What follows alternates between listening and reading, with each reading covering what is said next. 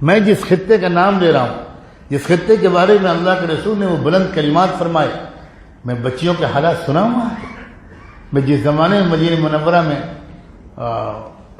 پڑھتا تھا اسی زمانے کی بات ہے، یا اس کے کچھ دن کے بعد جب عمرے کے لیے گیا ہوا تھا شاید، تب کی بات ہے، یاد نہیں آ رہا مجھے، تھوڑا تشابہ ہو گیا کہ میں روضہ اطہر کے پاس بیٹھا ہوا تھا قدمین شریفین کی طرف، تو ایک شخص آیا، اس نے مجھے میرا نام لے کر پکارا، تو میں نے سر اٹھا کر دیکھا، میرا پرانا ساتھی تھا جو مدینے میں ہم لوگ ساتھ پڑھتے تھے۔ ایک سال کے وقفے کے بعد ملاقات ہوئی، بس لپٹ گئے ہم لوگ۔ بہت صالح فلسطینی نوجوان تھا ہمارے ساتھ، اس کا جماعت میں وقت بھی لگا تھا۔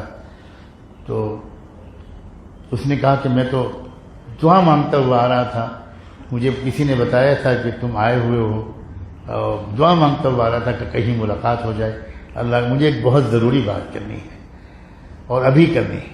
تو میں نے کہا بہت اچھا، تو میں قدمین شریفین کی طرف سے اٹھ کر پیچھے کی طرف آ گیا مسجد نبوی ہی میں کہ بولو کیا بات ہے۔ تو اس نے مجھے ایک لفافہ دیا، کہا ذرا خط پڑھ لو۔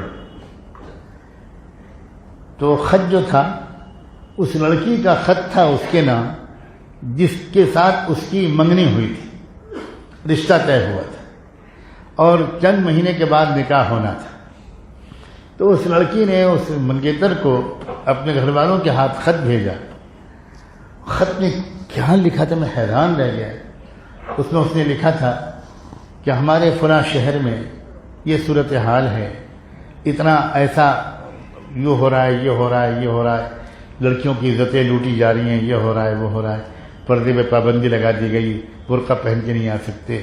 شام کے شہر کا قصہ ہے یہ۔ تو میں نے طے کیا ہے کہ ہم لوگوں نے 10 لڑکیوں نے کہ اس سلسلے میں ہم لوگ انشاءاللہ احتجاج کریں گے اور مطالبے کریں گے اور مضبوطی سے جمیں گے۔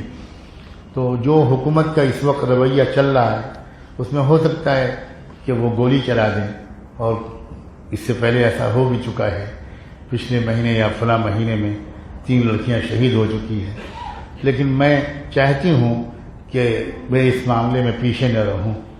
تو میں نے خواب بھی دیکھا ہے کہ بی بی فاطمہ مجھے جنت میں دلہن بنا رہی ہیں، تو مجھے ایسا لگ رہا ہے کہ شاید میری قسمت میں شہادت ہے، لیکن چونکہ میرا رشتہ تم سے ہو چکا ہے، میں تمہاری امانت بن چکی ہوں، اس لیے میں یہ چاہتی ہوں کہ تم مجھے دل سے اجازت دے دو۔ اگر اجازت دے دو گے تو میں بے وفائی نہیں کروں گی، اور اللہ سے دعا مانگوں گی کہ اللہ تعالیٰ اگر مجھے اس لائق سمجھے تو جنت میں بھی تمہاری بیوی بنا کر مجھے رکھ دے۔ میں تم سے اجازت مانگنا چاہتی ہوں۔ میری چیخ نکل گئی۔ ایک نوجوان بچی، اس کی یہ تمنا ہے، یہ آزا ہے، یہ ارادہ ہے۔ تو اس لڑکے نے کہا کہ میں اصل میں عمرہ کرنے آئے اس لیے ہوں کہ اتنی پاک دامن لڑکی ہے، وہ حافظ قرآن ہے، میں اتنا خوش تھا کہ میرا رشتہ اس کے ساتھ ہوا۔